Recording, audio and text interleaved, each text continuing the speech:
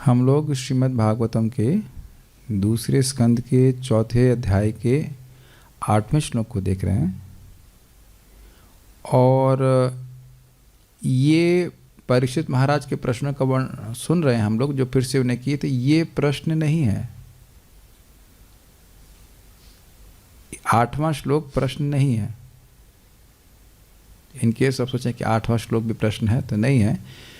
प्रश्न क्या था एक बार देख लीजिएगा 2.4.7 में। यथा गोपायते विभुर यथा संयच्छते पुनः याम याम शक्तिमुपाश्रित्य पुरुष शक्ति परः पुमान् आत्मानं क्रीडयन् क्रीडन् करोति विकरोति च। यथा गोपायति विभुर, विभु सर्वसमर्थ भगवान जिस प्रकार से जगत का पालन करते हैं, गोपायति मतलब पालन करते हैं। यथा संयच्छते पुनः, जिस प्रकार वह संहार करते हैं। याम याम शक्तिम उपाश्रित्य, जिन जिन शक्तियों को लगाकर। पुरुष शक्ति परः पुमान्, बहुशक्तिमान। परः यानी प्रकृति के परे, पुमान् मतलब भगवान पुरुष। आत्मानं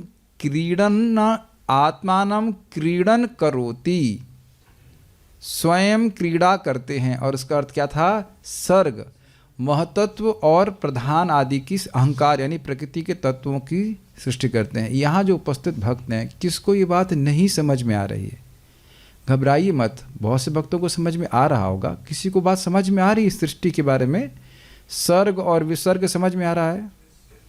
सर्ग मतलब तत्वों की सृष्टि करना, जैसे कि हाँ इंग्लिश में कहेंगे प्राइमरी क्रिएशन, अर्थात प्रधान की सृष्टि तो होती नहीं है। प्रधान के बाद महतत्व, अहंकार, 3 प्रकार के अहंकार सुने थे। उसके बाद इंद्रियों की सृष्टि, कर्मेंद्रियों की सृष्टि, ज्ञानेंद्रियों की सृष्टि, यह सब ब्रह्मा जी नहीं करते हैं, ये भगवान सृष्टि करते हैं।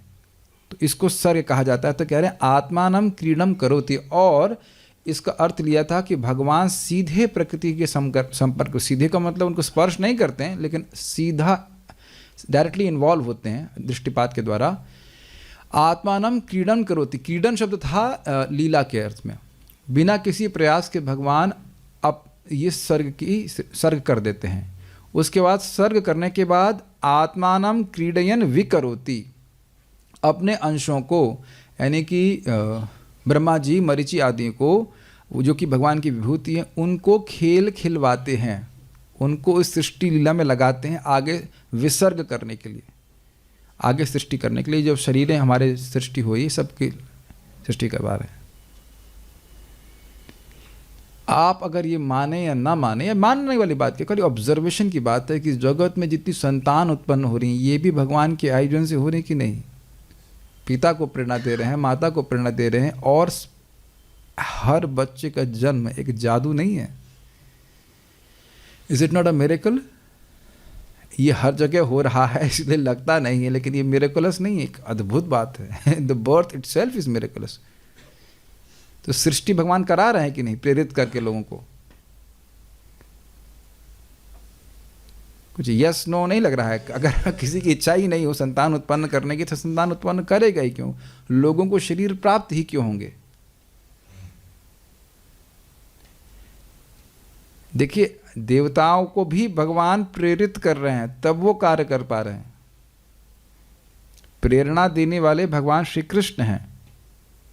उन लोगों की इच्छा है, हमने सुना था ना कि शक्ति प्रदत्त जीव है, उनकी इच्छा है और वो भगवान के भक्त हैं कि वह भी कुछ सृष्टि में सहायता करें, तो भगवान इस प्रकार से उनको एम्पावर करते हैं और प्रेरणा देते हैं। तो इस प्रकार से भगवान उस सृष्टि लीला में उन लोगों को भी खेल खिलवाते हैं। अब हम लोग आज का श्लोक सुन रहे हैं। इसका लिंक जरा देखा जाए, लिंक बड़ा सुंदर है।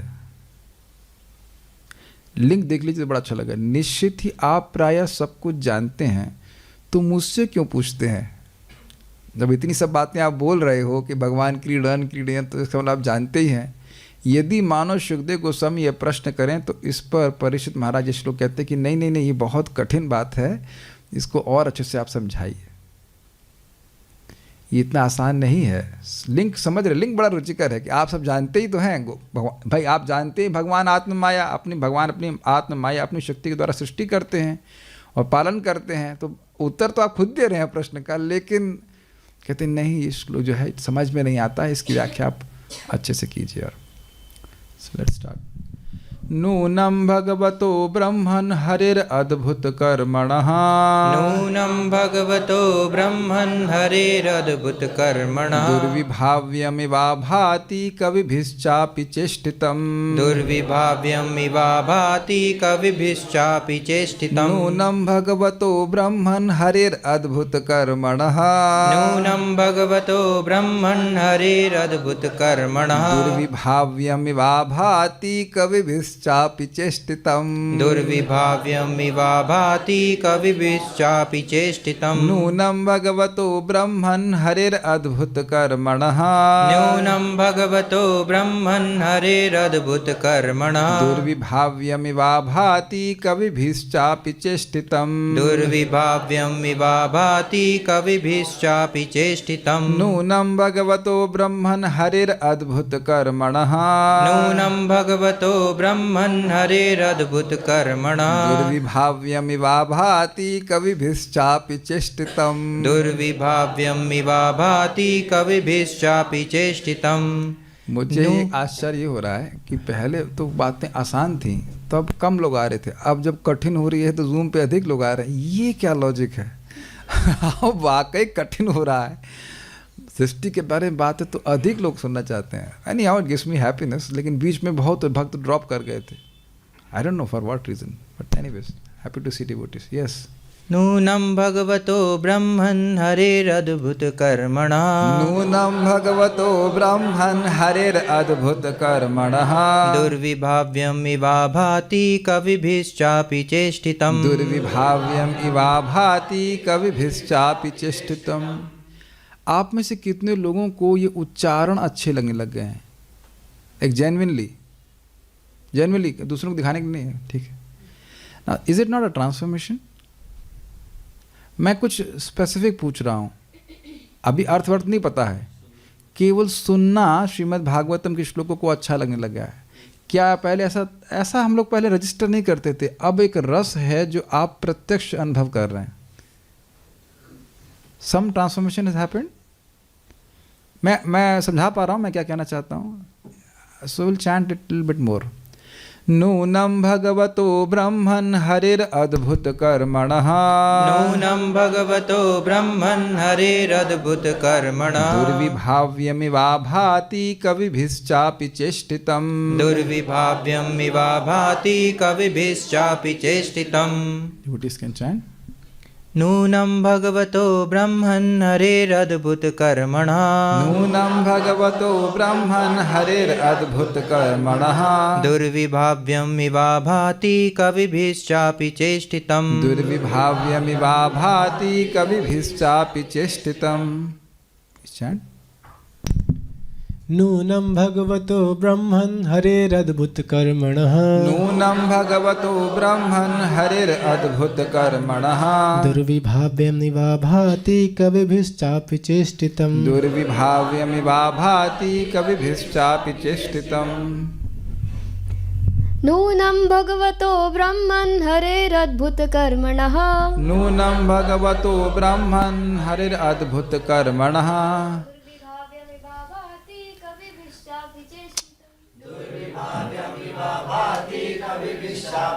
स्विच ऑफ दैट माइक, उसको माइक को म्यूट कीजिए और ये हाँ उसको थोड़ा सा से करिए, वो आपकी आवाज़ सुनाई नहीं पड़ेगी। एनी हाउ जिल डिस्टर्ब, आप बोलो फिर से। एनी हाउ नूनं भगवतो ब्रह्मन् हरेर अद्भुत कर्मणः, दुर्विभाव्यमिवा भाति कविभिश्चापि चेष्टितम्। जो भी आप इस माइक में नहीं बोलेंगे वो किसी को सुनाई नहीं पड़ेगा। अनुवाद। हे विद्वान ब्राह्मण, भगवान के दिव्य कार्यकलाप अद्भुत हैं और वे अचिंत प्रतीत होते हैं, क्योंकि अनेक विद्वान पंडितों के अनेक प्रयास भी उन्हें समझने में अपर्याप्त सिद्ध होते रहे हैं। अन्वय देखिए। हे विद्वान ब्राह्मण। कौन विद्वान ब्राह्मण? सुखदेव गोस्वामी। नूनम अद्भुत कर्मणा, निश्चित रूप से आश्चर्यशील कर्म करने वाले। इस पे बहुत सुंदर टीका की गई है, आगे देखेंगे। अद्भुत कर्मण भगवतः हरे, भगवान श्री हरि की चेष्टितम अर्थात चेष्टाएं, कविभिश्च अपि, अत्यधिक विद्वानों द्वारा भी दुर्विभाव्यम इव आभाति, अचिंत सदृश प्रतीत होते हैं। उनको समझ नहीं आता कि भगवान कैसे कर रहे हैं। तो एक बात तो आप समझ लीजिए कि मैं कवि नहीं हूँ, तो हमारे लिए भी एक स्ट्रगल है इसको, क्रिएशन को समझना।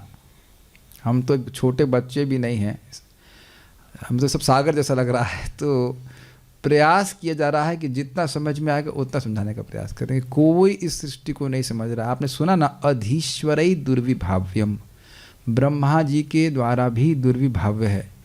तो कोई व्यक्ति बहुत डिटेल्ड प्रश्न करेगा तो आप ब्रह्मा जी से पूछिएगा। जब ब्रह्मा जी को फाउंडर आचार्य ऑफ गौड़ीय वैष्णव संप्रदाय, ब्रह्म गौड़ीय वैष्णव संप्रदाय, उनके बारे में बोल रहे हैं कि उनको नहीं समझ आ रहा, तो हमारे जैसे व्यक्ति को कैसे समझ में आएगा? तो जो है वो सामने रिपीट कर दे रहे हैं ताकि हमारी शुद्धिकरण हो जाए। तो बहुत उम्मीद ना कीजिएगा कि ये है वो ऐसे बताइए, ये इसकी हम नहीं कर सकते। ये पहली चीज़ तो हम ये है। दूसरा चीज़ है कि हम पढ़ेंगे ताकि हम भगवान की यश को बोल सके, समझ सकें। इतनी बात, सारी बात समझ आने का हमने कोई ठेका ले लेता अगर समझ में आती, लेकिन समझ में आएगी नहीं। तो बड़ा इंटरेस्टिंग, कवि भी चापी दुर्विभाव्यम इवा, बस समझ नहीं आती। बहुत दिमाग लगाने के बाद भी वह फंसे रहते हैं। और प्रभुपाद जी इसको तात्पर्य में कहते हैं इसीलिए अलग अलग थ्योरियाँ हैं सृष्टि के संबंध में, क्योंकि किसी को समझ ही नहीं आया। देखो, अगर किसी को ठीक ठीक समझ में आएगा तो दो थ्योरी नहीं होंगी।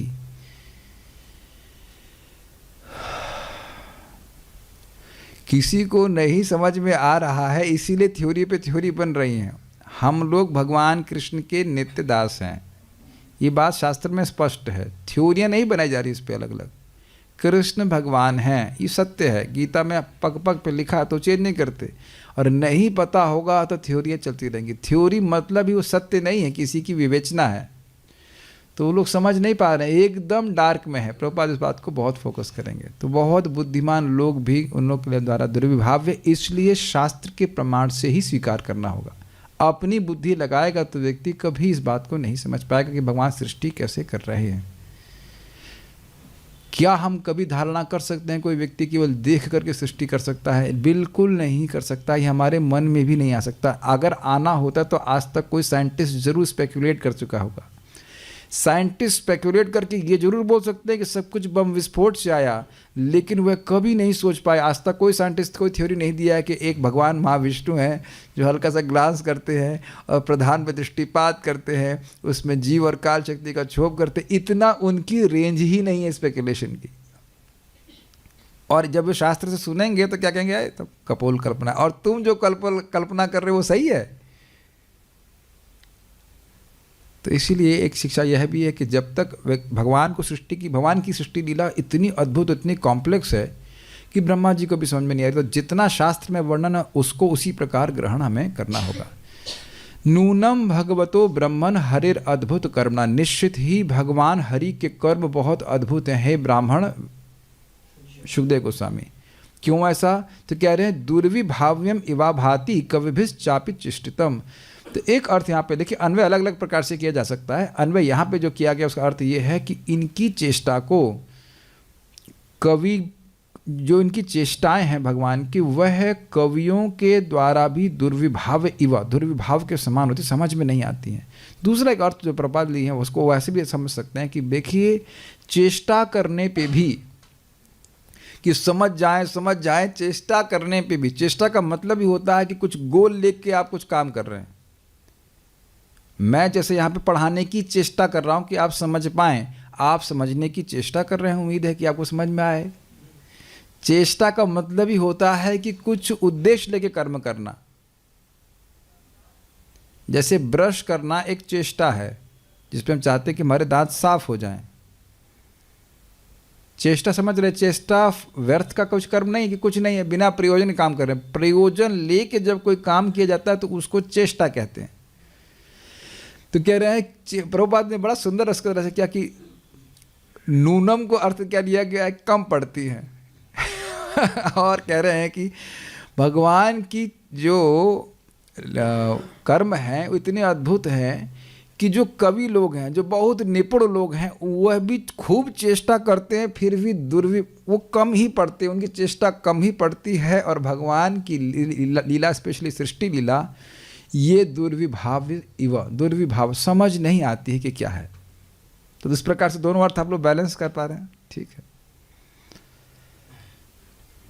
सारार्थ दर्शनी। निश्चित ही आप प्रायः सब कुछ जानते हैं। ऐसा क्यों कह रहे हैं? क्योंकि अभी जिस प्रकार के वो प्रश्न कर रहे हैं, उससे समझ में आ रहा है कि वो जानते हैं कि भगवान सृष्टि करने वाले हैं, भगवान ही पालन करने वाले हैं। निश्चित ही आप प्रायः सब कुछ जानते हैं, तो मुझसे क्यों पूछते हैं? यदि मानो सुखदेव गोस्वामी ये प्रश्न करें तो इस पर परीक्षित महाराज यह श्लोक कहते हैं। तो नूनम का अर्थ जिस प्रकार श्रीधर चक्रवर्ती पाद ले रहे हैं वैसे ही ग्रहण करेंगे। नूनम अर्थात निश्चित ही। नूनम का अर्थ ही होता है निश्चित।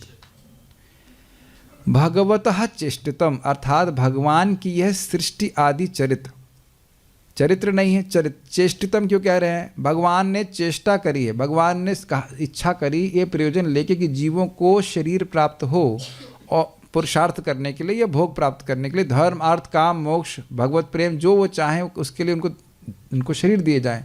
तो इसलिए भगवान का ये उद्देश्य लेकर भगवान ही चेष्टा की, लेकिन इसमें कुछ प्रयास नहीं करना पड़ा। यहाँ पे कुछ कार्य करने के लिए कितना प्रयास करना पड़ता है, लेकिन भगवान की ये चेष्टा जरूर है, लेकिन इसमें प्रयास कुछ नहीं है। अब दृष्टिपात करने में भी कोई प्रयास है? सैक्षतः बहुश्यामा, केवल दृष्टिपात करने मात्र से भगवान ने पूरी सृष्टि कर दी। चेष्टा है एक दृष्टि से, आप कहें कि भगवान को उद्देश्य लेके कार्य कर रहे हैं, लेकिन भगवान को कोई प्रयास नहीं करना, यह अद्भुत काम है भगवान के। तो भगवतः चेष्टितम अर्थात भगवान की सृष्टि आदि चरित्र कवि भी अर्थात न्याय आदि शास्त्र की रचना करने वालों के लिए भी, न्याय मतलब लॉजिक तो सारे लॉजिक उनके फेल हो जाते हैं। बहुत बुद्धिमान है, बहुत न्याय की चर्चा कर रहे हैं, ये होना चाहिए तो ऐसा होना चाहिए तो वैसा हो जाना चाहिए, अगर ये नहीं हो सकता तो वो नहीं हो सकता है, ये सारे लॉजिक उनके फेल हो जाते हैं। इस प्रकार से कवि भी अर्थ लिया गया है, जो न्याय आदि शास्त्र लॉजिक के शास्त्र को लिखने में बड़े तेज हैं, उनके लिए भी दुर्विभाव्यम अर्थात दुर्गेय जैसी आभाती अर्थात प्रतीत होती है। दुर्गेय का मतलब क्या होता है? जहाँ जाया ना जा सके उसको दुर्गेय कहा जाता है। जैसे एवरेस्ट हमारे लिए दुर्गेय है, उस पर हम चढ़ नहीं सकते। तो यहाँ कह रहे हैं दुर्विभाव्य मतलब उन पंडितों की, उन कवियों की गति नहीं है उस सृष्टि लीला को समझने में, वहाँ तक वो पहुँच नहीं पा रहे हैं, ये अर्थ बता रहे हैं। ठीक है। तो मुझ अज्ञ का तो कहना ही क्या, यह भाव है अर्थात कैमुत्य न्याय। जब कवियों को समझ में नहीं आता तो मुझ जैसे मूर्ख के लिए क्या समझ में आया? मतलब मैं पूछ रहा हूँ, लेकिन उसका अर्थ यह नहीं कि मैं सब कुछ जानता हूँ, आपसे और जानना चाहता हूँ। तो बड़ी नम्रता से, ये नम्रता भी सूचित हो रही है और कैमुत्य भी लगा रहे हैं इसमें। कैमुत्य क्या होता है आप जानते हो, हम नहीं समझाएंगे। बाल प्रबोधिनी, इन्होंने बड़ी मजेदार तरह से बताया, हे ब्राह्मण, इस प्रकार से हमारे द्वारा संबोधित किए जाते हुए बार बार प्रश्न करने पर भी आपके द्वारा क्रोध नहीं किया गया, यह ब्राह्मण शब्द से सूचित करते हैं। क्यों भाई? ब्राह्मण जो है वो सतोगुण में रहता है, हम बार बार जिरा कर रहे हैं, प्रश्न कर रहे हैं, ये बताइए, वो बताइए, ये बताइए, लेकिन आप गुस्सा नहीं हो रहे हो। तो ये थोड़ा सा विनोद में टीका किया गया है। भगवतः चेष्टितम अर्थात भगवान के द्वारा की गई लीलाएं, चेष्टिता का अर्थ मतलब लीला, सृष्टि लीला। कवि भी अर्थात अत्यंत निपुण विद्वानों के द्वारा भी दुर्विभाव्यम अर्थात अचिंत्य अथवा अतर्क ही प्रतीत होती हैं, ये अन्वय है। थोड़ा समझना चाहिए। निपुण विद्वान मतलब जो वर्णन करने में, समझने में बड़े दक्ष हैं, लेकिन भगवान की लीला अतर्क, उनके तर्क के बाहर चली जाती है, अचिंत्य उनकी मन की गति के बाहर चली जाती है। तो ये दुर्विभाव्यम का अर्थ हुआ। भगवान किस लिए लीला करते हैं, ये जरा ध्यान से सुनिए। भगवान किस लिए लीला करते हैं? यदि यह अपेक्षा हो तो कहते हैं कि श्रवण कीर्तन आदि के द्वारा अपने भक्त के दुख की निवृत्ति के लिए वे ऐसा करते हैं। इस आशय से कहा है हरेर अर्थात भक्त के दुख का हरण करने में समर्थ, यह अर्थ। हरेर अद्भुत कर्मणा, क्यों भगवान लीला करते हैं? ताकि भक्तों के दुखों की निवृत्ति हो जाए। इसको आप लोगों ने प्रथम स्कंद में कुंती महारानी की स्तुति में सुना था। शृण्वन्ति गायन्ति गृह्णन्तभीक्ष्णशः स्मरन्ति नन्दन्ति तव हितं जना तैव पश्यन्ति अचिरेण तावकं भवप्रवाहो परमं पदाम्बुजम। शृण्वन्ति गायन्ति गृणन्ति अभीक्ष्ण सजो, निरंतर सुनते रहते हैं, गाते रहते हैं। शृण्वन्ति गायन्ति गृणन्ति, और कोई नहीं मिलता तो खुद ही बोलते रहते हैं। स्मरन्ति नंदन्ति तव इहितम जना, स्मरण करते हैं, स्मरण कर करके वो खुश होते हैं। नंदन्ति क्या? तव इहितम जना, आपकी इहित अर्थात आपकी चेष्टा, आपकी लीलाओं को। तो क्या हो जाता है? तएव पश्यन्ति अचिरेण तावकम, वही लोग बहुत जल्दी देखते हैं। क्या देखते हैं? एक मिनट। तएव पश्यन्ति अचिरेण, बहुत जल्दी देखते हैं। क्या देखते हैं? तावकम, तावकम आपके, आपको या आपके। तएव पश्यन्ति अचिरेण तावकम भवो प्रवाहो परम पदाम्बुजम, आपको ही देखते हैं, आपके अंशों को नहीं देखते हैं, आपको ही देखते हैं। और आपके चरण कमलों को देखते हैं जो भव प्रवाह को रोक देता है, जन्म मृत्यु की श्रृंखला को रोक देता है। भव प्रवाहो परम पदाम्बुजम, आपके चरण कमलों को इस प्रकार से देख पाते हैं। तो भगवान यहाँ पे आके लीला करते हैं ताकि भक्तों के लिए कुछ बोलने का विषय हो। एक आज भक्त क्लास के पहले पूछ रहे थे, हमारे संग दिक्कत है, हम कुछ बोलना चाहते हैं। हमने कहा ये तो कोई दिक्कत नहीं, तो बहुत अच्छी बात है, भगवान के यश को बोलिए, क्या कठिनाई है। लोग भगवान के यश को इसलिए नहीं बोल रहे हैं क्योंकि भगवान का यश समझ नहीं आ रहा, लेकिन भगवान ने लीला करी और श्रीमद् भागवतम और अन्य ग्रंथों को में इसको संजो के रखवा दिया ताकि भक्त लोग इसको सुन करके सुखी हो जाए। ठीक है। और हरि शब्द का क्या अर्थ है? सर्व अमंगल हरे प्रेम दिया हरे मन। ठीक है, यह बात समझते। तो इसलिए कह रहे हैं हरि शब्द का यहाँ पे उपयोग क्यों किया गया है कि भक्त लोग इस कथा को सुन करके वही प्रेम प्राप्त करें, उनके अनर्थ, उनके हृदय उसी प्रकार से शुद्ध हो जाएं जैसे मेरे नित्य पार्षदों के हैं। भगवान की कथा सुन सुन करके ही तो व्यक्ति सारे अनर्थों से मुक्त होता है और भगवान के पास जाने की योग्यता को प्राप्त करता है। इसे भक्त जानते हैं। तो इस प्रकार से हरि हैं जो भक्तों के दुखों की निवृत्ति करना चाहते हैं। भक्तों के दुखों का कारण क्या है? जीव के दुख के कारण क्या है? अविद्या। तो अविद्या का नाश करने के लिए भगवान इस प्रकार से श्रवण कीर्तन का व्यवस्था करते हैं। इसलिए व्यवस्था तो तभी होगी जब कुछ लीला करेंगे, तो इसलिए आके लीला करते हैं। अब जरा सुनिए, तो उस श्रवण आदि के द्वारा दैत्य आदि अभक्तों की भी दुख निवृत्ति हो जाएगी। यदि यह शंका हो तो कहते हैं अद्भुत कर्मण, अर्थात जिनके अद्भुत कर्म दैत्यों के द्वारा आस्वादन योग्य नहीं है। ये हम लोग खूब सुन चुके हैं। देखिए, गोपियाँ कृष्ण को कितना देखना चाहती हैं, एक क्षण के लिए भी वियोग सहन नहीं कर पाती उनके दर्शन का, और शिशुपाल कृष्ण को देखना भी नहीं चाहता है। और इसकी व्याख्या पहले की जा चुकी है कि भगवान अति मधुर हैं लेकिन अपनी योग शक्ति से अपने माधुर्य को ढक करके रखते हैं अदैत्यों से, बिल्कुल नहीं। तो जैसे जैसे जिसकी भक्ति बढ़ती चली जाएगी, जितनी भक्ति बढ़ी है, जितनी मात्रा में जीव शुद्ध हुआ है, उतनी मात्रा में वह भगवान के सुख का आस्वादन कर सकता है। तो ये अद्भुत कर्म है भगवान का कि एक ही समय में एक प्रकार के व्यक्ति को बहुत सुख देने वाली है और दूसरे प्रकार के व्यक्ति को उसमें कोई भी रुचि नहीं आएगी। क्या ये जगत में आप देख रहे हैं, भक्त लोग जो भक्त हैं वो कितने आग्रह से हरि कथा सुनना चाहते हैं, और जो भक्त नहीं हो कहेंगे ये इतना का दिमाग खराब हो गया है, एक व्यक्ति बोल रहा है पता नहीं किसके बारे में बोल रहा है और ये लोग अपना समय खराब कर रहे हैं। क्या ये बात तो मैं समझ रहा हूँ कि आपके घर वाले एकदम 100% कन्विंस्ड हैं कि आप लोग अपना समय खराब कर रहे हैं। ये बाबा लोगों के चक्कर में पड़ गए, ये भी पागल, एक पागल बोल रहा है, ये पागल सुन रहे हैं, ऐसे वो समझ ही नहीं सकते कि हरि कथा का क्या टेस्ट है। Is it not? ये तो दृष्ट है। तो ये भगवान की अद्भुत कर्म है। तात्पर्य, अकेले इस ब्रह्मांड के सृजन में ही परमेश्वर के कार्य अचिंत्य तथा अद्भुत प्रतीत होते हैं। फिर ऐसे असंख्य ब्रह्मांड हैं और वे सब मिलकर सृजित भौतिक जगत कहलाते हैं, और उनकी सृष्टि का यह अंश संपूर्ण सृष्टि का एक भिन्नांश मात्र है। यह भौतिक जगत के केवल अंश मात्र, भौतिक जगत के केवल अंश मात्र, एकांशिन स्थितो जगत। यदि यह कल्पना करें कि यह भौतिक जगत उनकी शक्ति के एक अंश का प्रदर्शन है, तो फिर शेष 3/4 वैकुंठ जगत है, जिसका वर्णन भगवद गीता में मध्धाम या सनातन धाम के रूप में हुआ है। हम पिछले श्लोक में देख चुके हैं कि भगवान पहले सृष्टि करते हैं फिर उसे समेट लेते हैं। एक मिनट, इससे पहले हम आगे जाएं, ये समझ लें प्रभुपाद जी ने क्या कहा।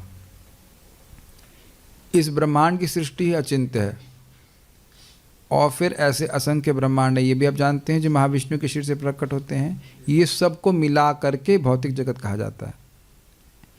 आप कहेंगे आप तो वही बात रिपीट कर रहे हैं, मुझे पता है कि माइंड कहीं और चला गया है। सबका नहीं, कुछ लोगों का, इसमें रिपीट कर रहा हूँ।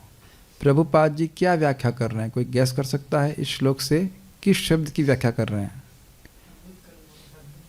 दुर्विभाव्यम, दुर्विभाव्यम। देखिए शब्द क्या लिखा है यहाँ पे, अचिंत्य तथा अद्भुत प्रतीत होते हैं। दुर्विभावम इवा भाति। श्रील प्रभुपाद जी के तात्पर्य आपको विशेष रूप से रुचिकर लगेंगे जब ये समझ में आए कि प्रभुपाद जी कैसे उस श्लोक की व्याख्या अपने तात्पर्य में कर रहे हैं। तो हम इस प्रकार से आपकी सहायता कर रहे हैं बस कि ये देखने का प्रयास कीजिए कि किस प्रकार से प्रभुपाद जी श्लोक की व्याख्या कर रहे हैं। दुर्विभाव्यम इवा भाति, इसीलिए देखिए क्या लिखा हुआ है, अचिंत्य तथा अद्भुत प्रतीत होते हैं। ठीक है, और ये पूरा भौतिक जगत क्या है, एक अंश मात्र है। वैकुंठ कितना अद्भुत है इसकी तो धारणा ही नहीं की जा सकती हमारे द्वारा। पूरा आकाश और उसमें छोटा सा बादल, क्या सत्ता है उस बादल की। तो वो पूरा बादल, उसके अंदर ये ब्रह्मांड कैसे तैर रहे हैं, याद आ रहा है कुछ? समुद्र में बुलबुलों की तरह। काफ़ी महत्वपूर्ण होते हैं, गिनते होंगे आप लोग बुलबुले कभी? कोई नहीं गिनता। अरे अपने ग्लास में जो पानी उसके बुलबुलों को नहीं गिनता तो समुद्र के बुलबुलों को क्या गिनेगा। और उस ब्रह्मांड में फिर अंदर प्रवेश करें, एक ब्रह्मांड, एक मतलब ये ब्रह्मांड की नगण्यता है सारे ब्रह्मांडों की। अब उस ब्रह्मांड के अंदर प्रवेश करें तो ये पृथ्वी, और पृथ्वी में हम, क्या हमारी सत्ता है। तो देखिए हम सुनते हैं, अच्छी बात है, लेकिन सुनने के बाद एक प्रभाव बड़ा प्रत्यक्ष होना चाहिए कि भौतिक एंगेजमेंट्स की व्यर्थता को हम समझें व्यक्तिगत रूप से। क्या वैल्यू है प्रसिद्धि होने की, क्या वैल्यू है एनी मटीरियल अकम्प्लिशमेंट। इसीलिए आपने शुरुआत में भागवत में सुना ना, तस्यैव हेतु प्रयते तको विदः न लभ्यते यद भ्रमताम उपरिहदा। सुना है श्लोक? जो कोविद है, जो बुद्धिमान व्यक्ति है, वो समझेगा, उस चीज़ के लिए प्रयास करेगा जो उसे ऊपर के लोगों से लेकर नीचे के लोगों तक भ्रमण करने पे नहीं प्राप्त हुई। और वो क्या है? भगवान का प्रेम, भगवान श्री कृष्ण की भक्ति। That is the only thing which is valuable. अब कितना कौन व्यक्ति इसको धारण करता है वह उसकी खुद की चॉइस है, लेकिन वास्तविकता यही है। यदि यह कल्पना करें कि यह भौतिक जगत उनकी शक्ति के एक अंश का प्रदर्शन है, तो फिर शेष 3/4 वैकुंठ जगत है, जिसका वर्णन भगवद गीता में मद्धाम या सनातन धाम के रूप में हुआ है। हम पिछले श्लोक में देख चुके हैं कि भगवान पहले सृष्टि करते हैं फिर उसे समेट लेते हैं। यह कार्य केवल भौतिक जगत पर लागू होता है क्योंकि उनकी सृष्टि का बहुत बड़ा भाग वैकुंठ लोक न तो सृजित होता है और न उसका विनाश होता है, अन्यथा उसे सनातन धाम न कहा जाता। क्या श्लोक है भगवत गीता का? आ ब्रह्म भुवनालोक भुवनरावर्तिनो अर्जुन माम उपेत्य तो कौनते अपने न तद भासयते सूर्यो न शशांको न पावकः यद गत्वा न निवर्तन्ते तद धाम परमम मम।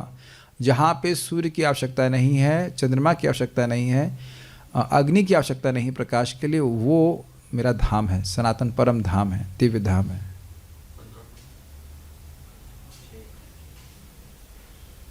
मैं जो श्लोक स्मरण आ रहा हुआ है, परस्तस्मातु भावन्यो व्यक्त्यो व्यक्ता सनातनः विनक्षन्तुम ऐसे करके श्लोक जरा ढूंढ के दिखाई। सब कुछ विनाश होने के बाद भी मेरा धाम नष्ट नहीं होता। परस्तस्मातु भावन्यो व्यक्तो व्यक्ता सनातन, व्यक्त और अव्यक्त दोनों से परे। एनीवे श्लोक है।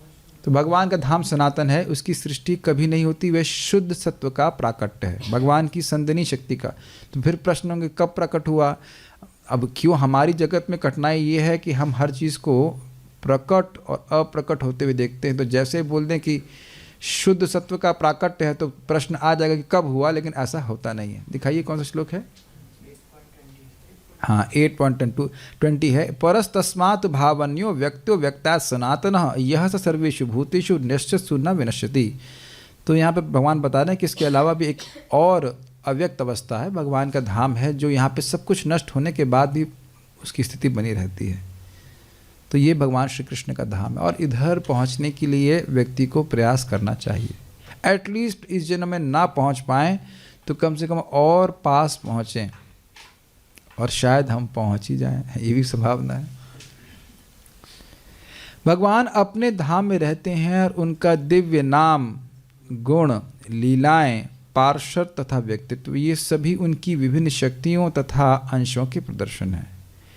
भगवान अनादि अर्थात जिसका सृष्टा न हो तथा आदि, यह सभी वस्तुओं का उद्गम कहलाते हैं। हम अपनी अधूरी विधि से सोचते हैं कि भगवान भी सृजित होते हैं, लेकिन वेदांत हमें बताता है कि वे सृजित नहीं होते, प्रत्युत अन्य सारी वस्तुएं उनके द्वारा सृजित हैं। नारायणः परो अव्यक्तात्। कई बार मूर्ख लोग ऐसा प्रश्न करते हैं कि भगवान ने सबकी सृष्टि करी है तो भगवान की सृष्टि किसने करी है।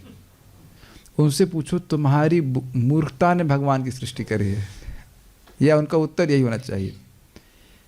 ये कैसे मालूम चला कि भगवान ने सबकी सृष्टि करी है? ये तुमको कौन से बताया? तुम्हारे पिताजी बताए?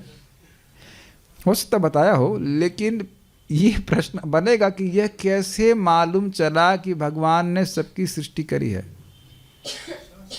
शास्त्र से। तो वही शास्त्र कह रहा है कि भगवान की सृष्टि किसी ने नहीं करी है, तो वो क्यों नहीं स्वीकार करते हो? सिंपल हो तो हो गया। आप कह रहे हो कि भगवान ने सबकी सृष्टि करी है, तो क्या आपको अपने से मालूम चला? आपको से मालूम नहीं चला, शास्त्र से मालूम। तो शास्त्र ही यही कह रहा है कि भगवान की सृष्टि किसी से नहीं हुई है। इसको हम लोग इंग्लिश में कहते हैं एग्जिम्स। कुछ एग्जिम होती हैं, कुछ सत्य होते हैं जिनको यथावत स्वीकार किए बिना आप ज्ञान स्वीकार नहीं कर सकते। जैसे कि ज़ीरो क्या होता है हम नहीं एक्सप्लेन कर सकते, और ना ही एक्सप्लेन किया सकता है कि 1 क्या होता है। लेकिन 0, 1, 2, 3 अगर स्वीकार नहीं करे तो मैथमेटिक्स कैसे पढ़ेगा बताइए? कोई पूछे, प्रश्न करे 1 + 1 2 ही क्यों होता है, 3 क्यों नहीं होता, और 2 का मतलब क्या है? कभी सोचे इस तरह से 2 का मतलब क्या है और 3 का मतलब क्या है? क्या कोई प्रश्न करता है इसको? सुनते सुनते स्वीकार कर लेता है। ए क्यों बोलें, बी क्यों बोलें? तुम यही प्रश्न करोगे तो फिर कैसे अंग्रेजी सीखोगे? तो कुछ बातों को आपको यथावत स्वीकार करना होगा। यही बात आपको समझनी होगी। ये सत्य है, झूठ नहीं है, लेकिन इसको यथावत स्वीकार। क्या स्वीकार करना पड़ेगा? कि भगवान की सृष्टि कोई नहीं करता। यहाँ प्रश्न ये नहीं किया गया कि भगवान की सृष्टि कौन करता है, प्रश्न ये किया गया था कि भगवान इस विश्व की सृष्टि कैसे करते हैं, अर्थात भगवान की सृष्टि नहीं होती है। तो प्रश्न को ध्यान रखना होगा। अतएव समान व्यक्ति के लिए ये सभी अद्भुत विषय विचारणीय। क्यों विषय विचारणीय अद्भुत? बताइए। इस जगत में ऐसी कौन सी वस्तु है जिसकी सृष्टि आपने न देखी हो? हर वस्तु की सृष्टि होती है और उसका नाश होता है। तो ऐसा व्यक्ति जिसकी सृष्टि नहीं हो, यह आश्चर्यजनक नहीं होगा? विचार कीजिए। आप ये देख रहे हैं कि हमारी चेतना कंप्रेस कर दी गई है। कुछ शुरू होता है और कुछ अंत होता है, शुरू होता है, अंत होता है, कॉज इफेक्ट, कॉज इफेक्ट। ऐसा वस्तु या व्यक्ति जिसका कोई कारण ही ना हो, ऐसे व्यक्ति का हमको अनुभव ही नहीं है। तो प्रभुपाद क्या बता रहे हैं? अद्भुत कर्मणा, भगवान के अद्भुत कर्म है, स्वयं अनादि हैं और बाकी सभी चीज के आदि हैं। तो हरे अद्भुत कर्मणा बात हुआ कि नहीं? अद्भुत कर्म हुआ ना भगवान का। भगवान किसी से आए नहीं है ना। अब पीछे जाइए, मन में आ रहा है ना कुछ, भगवान तक पहुंचे, भगवान तक। कृष्ण कहाँ से आए, कृष्ण किससे आए? अब कुछ थोड़ा मनन करेंगे तब आपको बात थोड़ा हिट करेगी। सुनने किसी काम नहीं बनेगा केवल। आप जानते हो बलराम जी भगवान श्री कृष्ण के पहले विस्तार हैं, तो वहाँ तक तो आप स्वीकार कर रहे हैं, और वहाँ भी स्वीकार कर रहे होंगे कि जरूर। हाँ, कब? कई बार प्रचार में वैसे भक्त बोल देते पहले कृष्ण आए थे, कृष्ण थे, फिर उसके बाद उनसे बलराम जी आए। उनसे पूछो कब? तुम ताऊ हो बलराम जी के? पूछे कब आए बलराम जी, तो सभी के मन में कुछ खटकेगा ना कि कृष्ण किससे आए। तो आप देख रहे हैं कि अनादि की धारणा हम नहीं कर पा रहे हैं। हम यह भी नहीं समझ पा रहे कि हम स्वयं अनादि हैं, या हम कह लीजिए कि हम समझना चाहते नहीं कि हम अनादि हैं। Whichever option we want to select.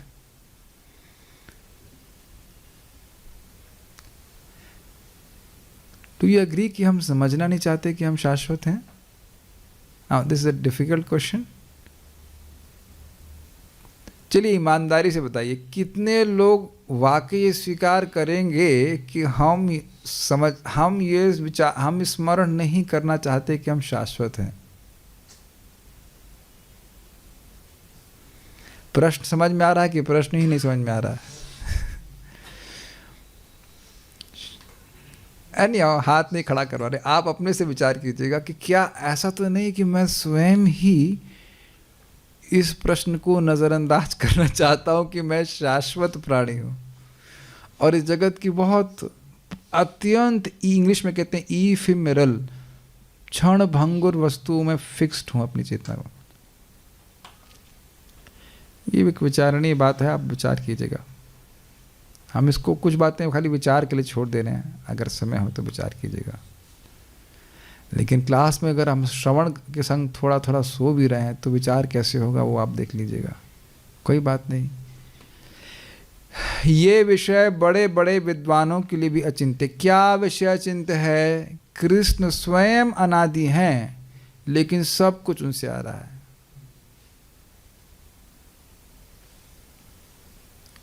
खाली नहीं हो रहे हैं वो, इनएग्जॉस्टिबल, अव्यय। कोई वस्तु देखी जगत में अव्यय हो, केवल सूर्य को देखते हैं, उससे कुछ अंदाजा लगा सकते हैं। अतएव ये विद्वान एक दूसरे से विपरीत सिद्धांत प्रस्तुत करते हैं। समझ में आ गया? आप बात समझ रहे हैं कि अलग अलग सिद्धांत क्यों हैं? किसी को भी ठीक से नहीं समझ में आ रहा है कि सृष्टि कैसे हो रही है, और शास्त्र से नहीं सुन करके वो अपनी अटकलबाजी करते हैं। इस कारण से अलग अलग सिद्धांत है। यहाँ तक कि इस ब्रह्मांड विशेष का भी, जो कि सृजित जगत का एक नगण्य अंश है, उन्हें पूरा पूरा ज्ञान नहीं है कि यह सीमित आकाश कितनी दूरी तक फैला है, या कि कितने नक्षत्र तथा लोक हैं, या कि इन अनंत लोकों में कैसी परिस्थितियां हैं। स्पष्ट समझ में आ गया? इस ब्रह्मांड को ही ठीक नहीं समझे हैं आप। ये बताइए कि क्या कोई वैज्ञानिक ये सोच सकता है कि अनंत कोटि ब्रह्मांड है, और इस ब्रह्मांड को भी ठीक नहीं समझे? क्या उनके दिमाग में जा सकता है कि इसमें 7 लेयर्स हैं, ये पृथ्वी? कुछ भी नहीं पता है। हाँ, बल्कि वो बोलते हैं कि फैल रहा है, तुम्हारा दिमाग फैल गया है ये कहा जाए। ब्रह्मांड नहीं फैल रहा है, तुम्हारा दिमाग फैल गया है। शास्त्र की बात नहीं सुनोगे।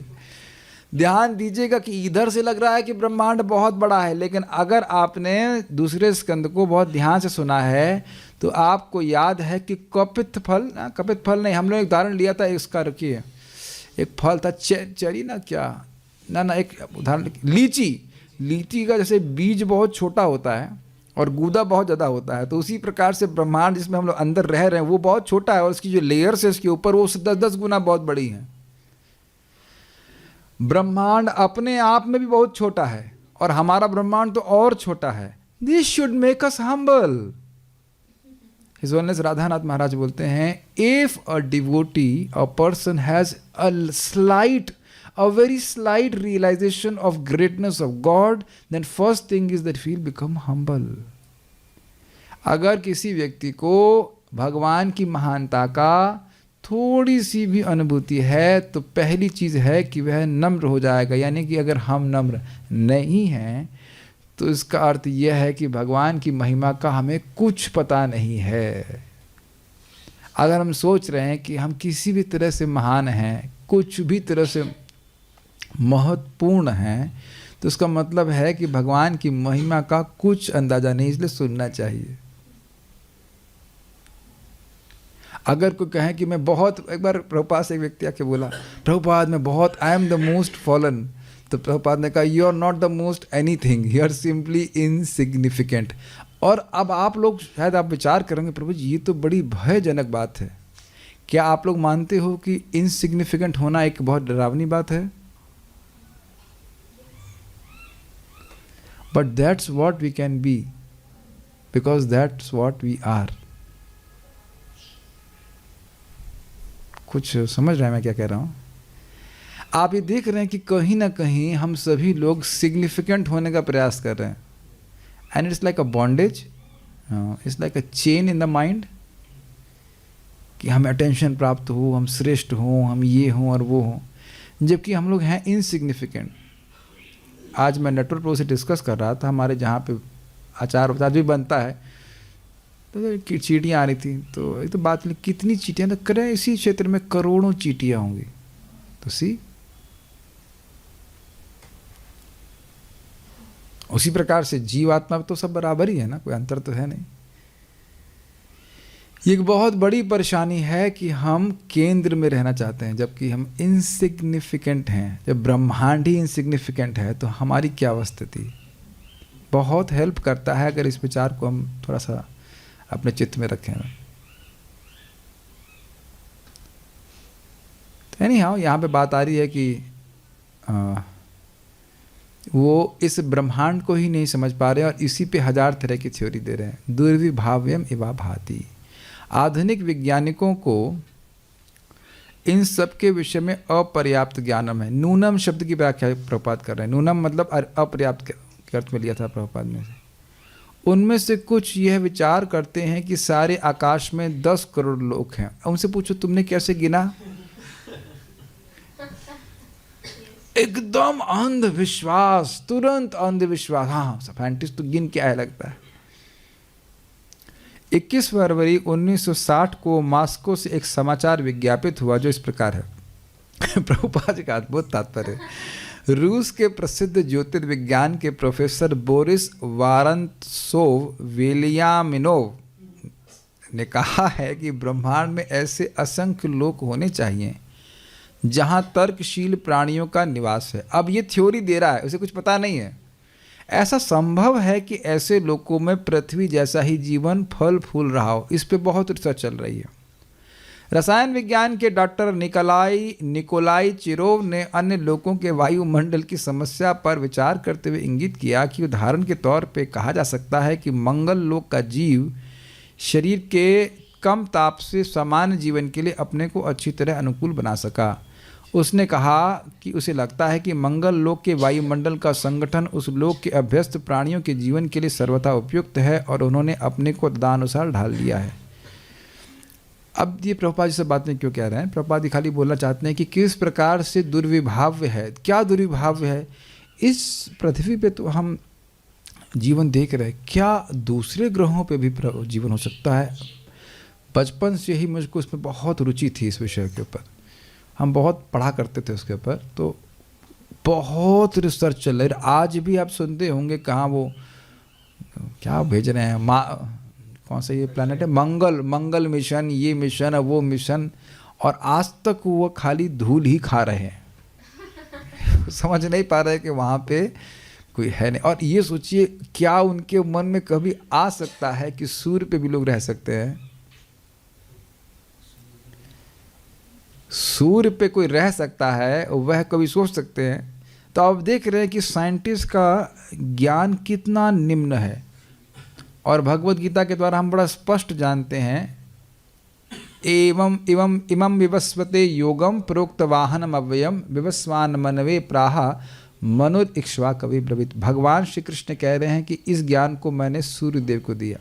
सूर्यदेव एक व्यक्ति हैं, उनका लोक है जो हमें दिखता है और उसमें लोग भी हैं। आप देख रहे हैं कि शास्त्र को श्रवण करने से हम इस जगत के सर्वश्रेष्ठ वैज्ञानिक से भी आगे निकल गए। वो धूल ही झानता रहेगा और पैसे भी तो खर्च नहीं हुए। विचार कीजिए, करोड़ों अरबों डॉलर की रिसर्च और रिजल्ट मिला धूल, और भगवत गीता 160 रुपए की, जिसके द्वारा सही ज्ञान प्राप्त हो गया। अब बुद्धिमान व्यक्ति कौन है, आप विचार कर लीजिए।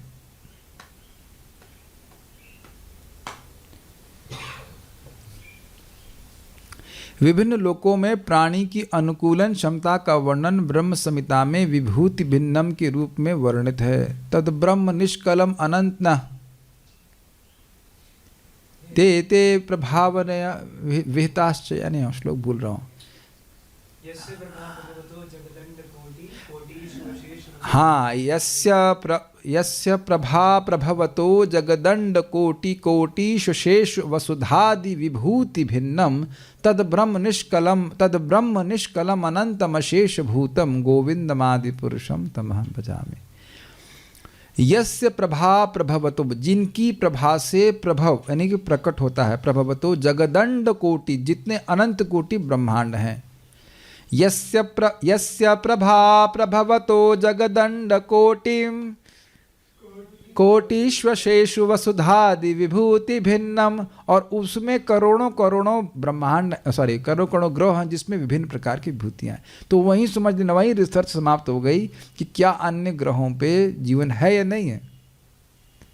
तद ब्रह्म निष्कलम अनंतम शेष भूतम गोविंदमादि पुरुषम तमहम भजामि। उस ब्रह्म को, निर्विशेष ब्रह्म को, अनंत, वो अनंत है, निष्कल है, मतलब उसमें प्रकृति के गुण नहीं है। अनंतम तद ब्रह्म निष्कलम अनंतम अशेष, अशेष मतलब असीमित है। तद निष्कलम अनंतम अशेष भूतम गोविंदमादि पुरुषम तमहम भजामि। इस प्रकार से ये ग्रंथ तो छूटा ही जा रहा है, पता नहीं कब मुझे समझ में आएगा। जिस दिन समझ में आएगा उस दिन जरूर हम चाप देंगे उसके ट्यूटोरियल बना देंगे, और आज तक शायद ट्यूटोरियल है भी नहीं।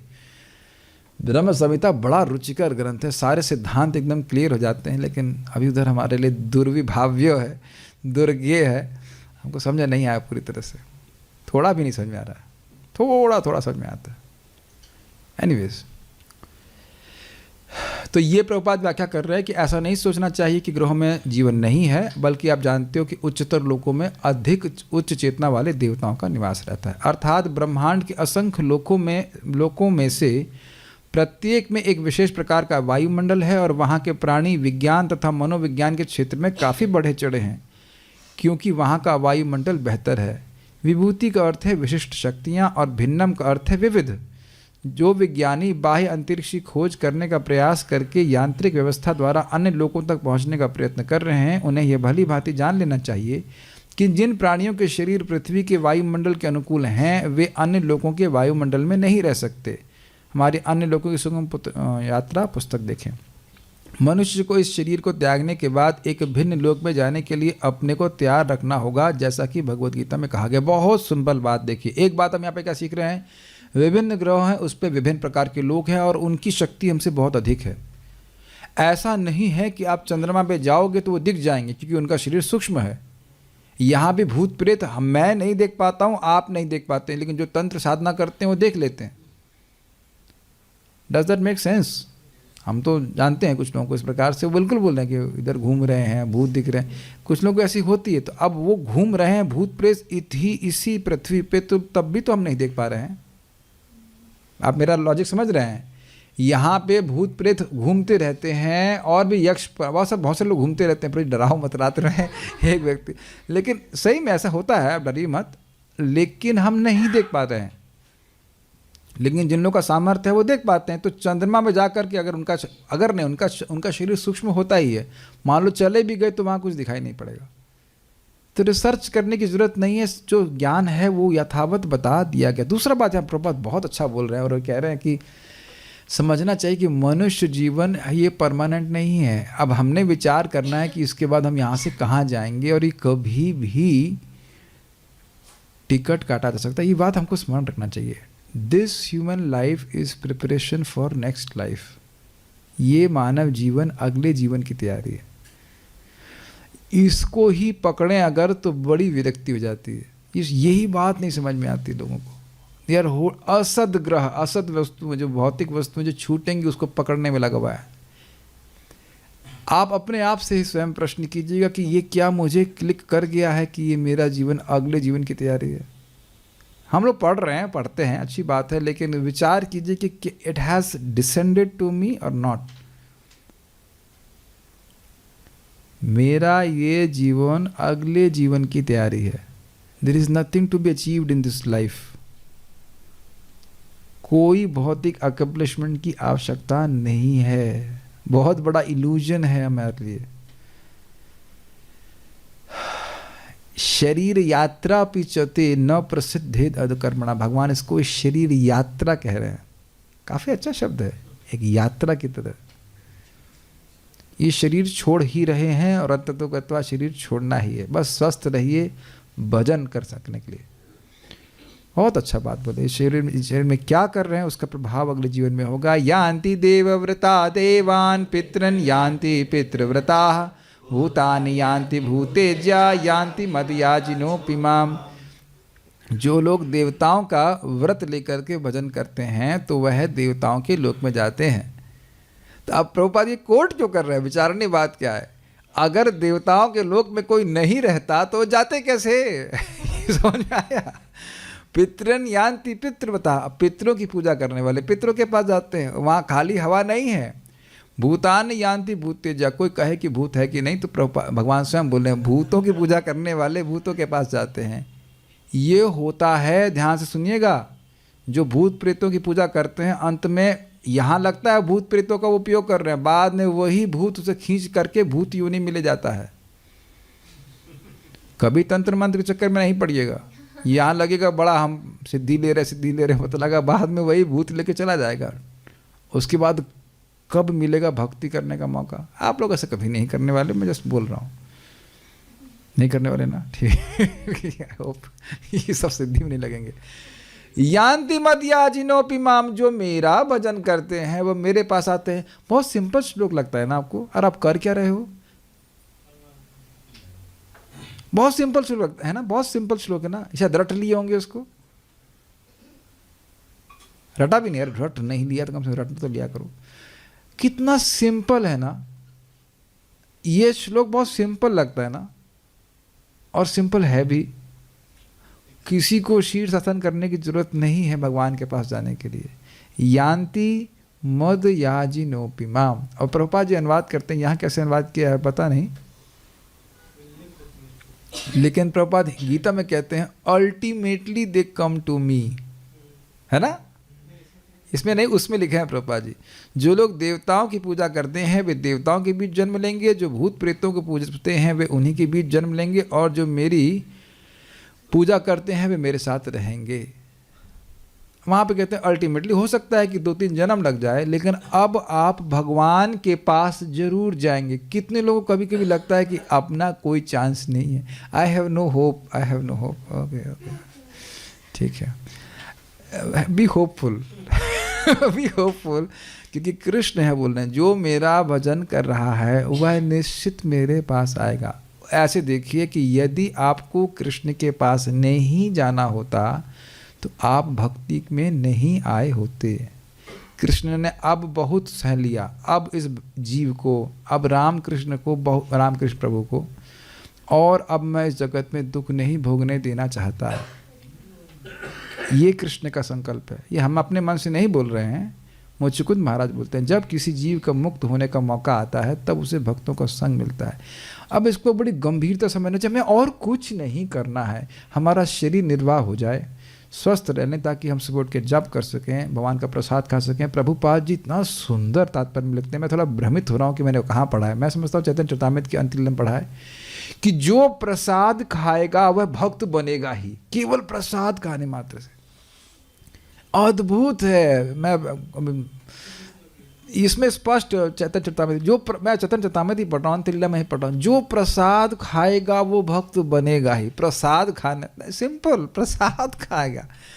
आपको नहीं लग रहा है कि आज कुछ होगा, लेकिन वो चार्ज होगा ही, वो ऊर्जान्वित होगा ही, वह सुरक्षित होगा ही, उसका कृष्ण प्रेम बनेगा ही। It is indestructible. जब प्रसाद खाना, जो कि सबको अच्छा लगता है, किसको पराठे खाने में कठिनाई है बताइए? प्रसाद खिला खिला करके अगर भक्त बन जा रहे हैं तो फिर वो हरे कृष्णा कृष्ण कृष्ण हरे हरे, हरे राम राम राम हरे। भगवान का नाम जप करे तो कहना है क्या?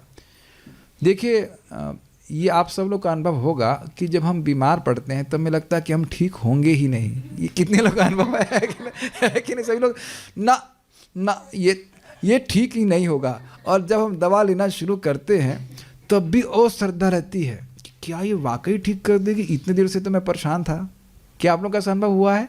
यस, लेकिन दवा का इतना अपना प्रभाव है कि वो पुराने से पुराने रोग को भी ठीक कर देती है। कथमपि सकृदातं मुक्तिदं प्राणिनां यत् परममृतमेकं जीवनं भूषणम में। भगवान का नाम उच्चारण करते रहे, सहज सिंपल जीवन जिए, भगवान का प्रसाद ग्रहण करें, and then see where you will go. इसी समय देख लीजिए ना कि कैसे सोच रहे हैं। प्रभुपाद जी बहुत अच्छी बात बोलते हैं, एक लेक्चर में बोलते हैं, just see how you are thinking, just see how you are thinking, जैसे सोच रहे हो उस समय अभी देखो। दुर्बुद्धि हरत्वम शुद्ध सत्व बुद्धि प्रदायकम। कभी मैं जीवन में सोच सकता था कि हम श्रीमद् भागवतम को अध्ययन करेंगे इस प्रकार से, जितना भी कर रहे हैं, मर गिर कर कुछ भी कर रहे हैं। जस्ट सी, प्रभुपाद जी के शब्द कितने अद्भुत हैं, just see how you are thinking. किस प्रकार से इस समय आप सोच रहे हो ये देखो, और इससे बड़ा तीव्र विश्वास होना चाहिए कि आगे के 10-20 साल अगर मैं ऐसा करता रहा तो कितना परिवर्तन आ जाएगा। ये लाइन आपको इस क्लास से लिख लीजिए। इस समय सोचिए कि इस समय आप क्या सोच रहे हैं, इन द सेंस इस तरह से किस प्रकार से आप सोच रहे हैं, जगत के प्रति दृष्टि किस प्रकार से परिवर्तित हुई है। तो सोचिए कि भक्ति करते रहेंगे तो आगे कितना आगे पहुंच जाएंगे। भगवान की सृजनात्मक शक्ति के विषय में महाराज परीक्षित का वक्तव्य यह बताता है कि वे सृष्टि प्रक्रम के विषय में सब कुछ जानते थे। ठीक है, अभी टीका में पढ़ा था। तो फिर उन्होंने शुकदेव गोस्वामी से ऐसी जानकारी क्यों चाही? अभी पढ़ा था चक्रवर्ती पाद की टीका में। पांडवों के वंशज महाराज परीक्षित महान सम्राट थे तथा भगवान श्री कृष्ण के महान भक्त थे, अतएव वे जगत की सृष्टि के विषय में बहुत कुछ जानते थे, जानने में सक्षम थे, लेकिन उनका ज्ञान इतना पर्याप्त ना था। देखिए, इस संबंध में किसी का ज्ञान भी पर्याप्त नहीं हो सकता है। ये विषय ही एक अद्भुत विषय है। इसलिए उन्होंने कहा कि बड़े बड़े विद्वान काफ़ी प्रयत्न करने के बाद भी इसे जानने में असफल रहते हैं, तो मैं और जानना चाहता हूँ। भगवान अनंत हैं और उनके कार्यकलाप भी अथाह हैं, उनके कोई लिमिट नहीं है। सीमित ज्ञान तथा अपूर्ण इंद्रियों के कारण कोई भी जीव, यहाँ तक कि इस ब्रह्मांड के सर्वोच्च पूर्ण जीव ब्रह्मा जी भी अनंत के विषय में जान लेने की कल्पना तक नहीं कर सकते। क्या प्रमाण है अभी आगे देखेंगे। ब्रह्मा जी की सृष्टि हुई, किसने करी? समझ नहीं पाए। फिर वो नाल में अंदर कूद गए, नहीं समझ पाए। तो सब आगे बड़े स्पष्ट आएगा। बहुत अद्भुत अद्भुत लीला है। तो अपने प्रयास से जब बहुत सिंपल बात है, जब अपने प्रयास से और 4 मुख के बाद भी ब्रह्मा जी नहीं समझ पाए, तो यहाँ छोटे छोटे शूद्र बुद्धि वाला व्यक्ति कैसे भगवान के बारे में समझ रहा है। बारंबार हम ये क्यों रिपीट कर रहे हैं? ताकि हमारी श्रद्धा जो साइंटिस्ट के ऊपर अत्यधिक बन गई वह नष्ट होनी चाहिए। वो एकदम झूठ बोल रहे हैं, कोरी बकवास, और क्या और कोई खराब शब्द है आप लोगों के पास? एकदम मतलब उसमें कोई दम नहीं है, अटकलबाजी, लाल भुजक्कड़ है कुछ उसमें दम नहीं है। उनकी बात पे बिल्कुल विश्वास नहीं करना चाहिए। हम अनंत के विषय में थोड़ा बहुत तभी समझ सकते हैं जब यह अनंत द्वारा बताया जाए, जैसा कि स्वयं भगवान ने भगवद गीता में बतलाया है। क्या भगवान के बारे में कोई कहे कि जान ही नहीं सकते तो जानने का प्रयास क्यों करें? नहीं, जितना भगवान जानवाएंगे उतना जानने से भी हमारा कल्याण हो जाएगा। जन्म कर्म च मे दिव्यम एवं यो वेति तत्वतः त्यक्त्वा देहम पुनर्जन्म नैति मामिति सुअर्जुन। तो जो भगवान श्री कृष्ण की जन्म और कर्म की दिव्यता को समझेगा तो वह शरीर छोड़ने के बाद भगवान के पास वापस चला जाएगा। किसी एस्ट्रोलॉजर से पूछने की जरूरत नहीं है क्या मैं भगवत धाम जाऊंगा। एक ही एस्ट्रोलॉजर, कौन है? भगवान श्री कृष्ण। वो कैसे एस्ट्रोलॉजर हो गए? वेदाम समतीतानि वर्तमानानि चार्जुना भविष्याणि च भूतानि माम तो वेद न कश्चन। मैं ही जानता हूँ और कोई नहीं जानता है, केवल कृष्ण जानते हैं कि भूत क्या है, वर्तमान क्या है, भविष्य क्या है, सब जानते हैं। तो जो कोई व्यक्ति भगवान की जन्म कर्म ये भी भगवान का कर्म है कि नहीं, सृष्टि आदि, इनकी दिव्यता को समझेगा तो वह निश्चित भगवान के पास जाएगा। ठीक है।